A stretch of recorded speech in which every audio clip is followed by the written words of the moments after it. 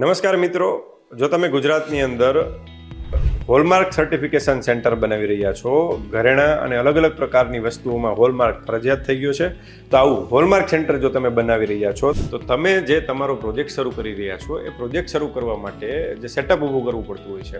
આપણા પ્રોજેક્ટની અંદર માની લો ઓફિસ બિલ્ડિંગ લેવું પડતું હોય, શેડ લેવું પડતું હોય, અથવા તો મશીનરી ઇક્વિપમેન્ટ લેવા પડતા હોય, ફર્નિચર ફિક્સચર કરવું પડતું હોય છે.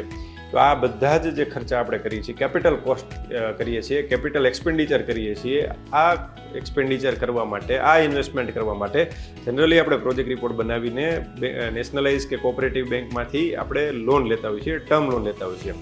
જો આ ટર્મ લોન તમે તમારા પ્રોજેક્ટ માટે લીધેલી છે અથવા તો લેવાનું વિચારી રહ્યા છો તો તમને એમાં 5% 5 વર્ષ માટે, 6% 6 વર્ષ માટે અને 7% 7 વર્ષ માટે એવી રીતે ઇન્ટરેસ્ટ સબસિડી મળે છે. ચાલો સમજીએ આપણે એ કેવી રીતે મળે છે. જે તમારા પ્રોજેક્ટનું લોકેશન છે એ લોકેશન ઉપર આ બધું આધારિત હોય છે. આ લોકેશનની વિગત પણ તમને હું સમજાવી દઉં છું.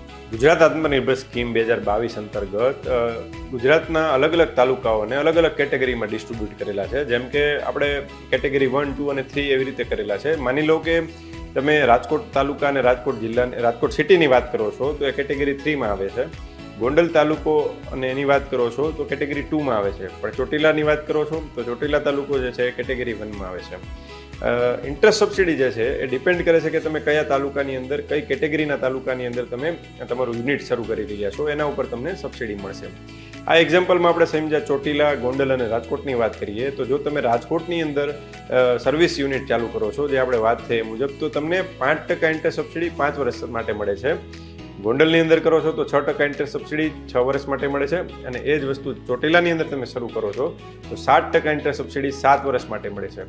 તો આવી રીતે તમે જે તમારું યુનિટ શરૂ કરી રહ્યા છો એમનું લોકેશન સિલેક્શન કરવું એ પણ મહત્વનો ભાગ હોય છે. અને આની અંદર તમને આ પ્રકારની સબસિડી મળતી હોય છે.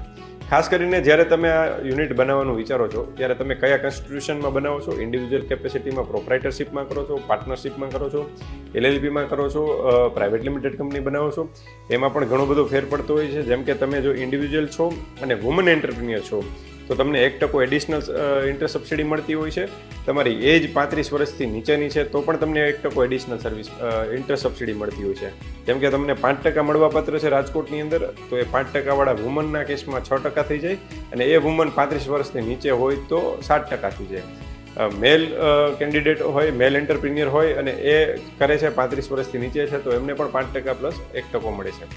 LLP કે પ્રાઇવેટ લિમિટેડ કંપનીને DPIITનું રજિસ્ટ્રેશન એટલે કે સ્ટાર્ટઅપનું રજિસ્ટ્રેશન કરીને જો તમે શરૂ કરો છો તો એવા કેસમાં પણ 1% એડિશનલ તમને મળતો હોય છે.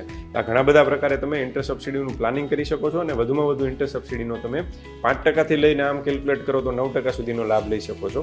પણ મેક્સિમમ જે તમે લાભ લ્યો છો એ બાદ કરતાં જે તમારી ટર્મ લોન છે એમાંથી 2% ઇન્ટરેસ્ટ તો તમારે ભોગવવું પડે છે. એટલે કે 10%ની લોન હોય તો વધુમાં વધુ 8% ઇન્ટરેસ્ટ સબસિડી લઈ શકાય. તો આ ઇન્ટરેસ્ટ સબસિડીની આપણે વાત કરી. આની અંદર ખાસ જોવું એ પડે કે જે તમે ટર્મ લોનનું ઇન્સ્ટોલમેન્ટ પે કરો છો અને એની અંદર જે ઇન્ટરેસ્ટ પે કરો છો એ ઇન્ટરેસ્ટ જ તમને સબસિડી તરીકે પાછું મળશે.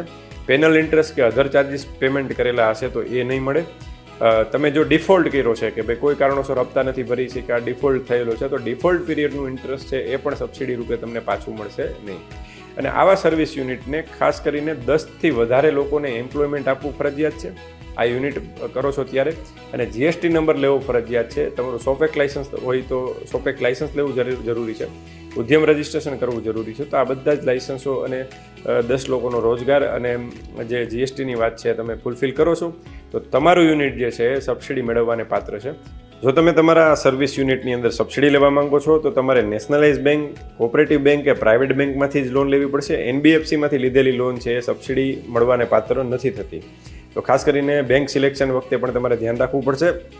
અને ખાસ જે એમ્પ્લોયમેન્ટ તમે 10 લોકોનું આપો છો એમાંથી 85% લોકો જે છે એ લોકલ ગુજરાતના હોવા જોઈએ અને બાકીના લોકો છે બહારના હશે તો ચાલશે.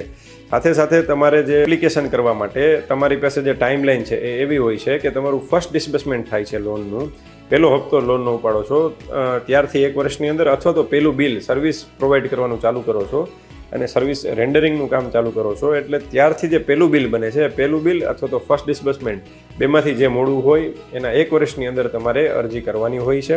અને આ અરજી કર્યા પછીની જે કાંઈ પ્રોસેસ છે ગવર્મેન્ટની અંદર એપ્લિકેશન સેન્કશન થવાની, ડિસ્બર્સમેન્ટ થવાની એ પ્રક્રિયા ચાલતી હોય છે. તો ખાસ કરીને આ બધા આ સર્વિસ પ્રોવાઈડરો જે છે એ આ ઇન્ટરસબસિડીનો લાભ લે ગુજરાતની અંદર, એવી હું સૌને વિનંતી કરું છું. હું રાજેશ સવનિયા, એડરોડ કોર્પોરેશન, રાજકોટ. અને વધુ માહિતી મેળવવા માટે અમારી યુટ્યુબ ચેનલ રાજેશ સવનિયા વિઝિટ કરો.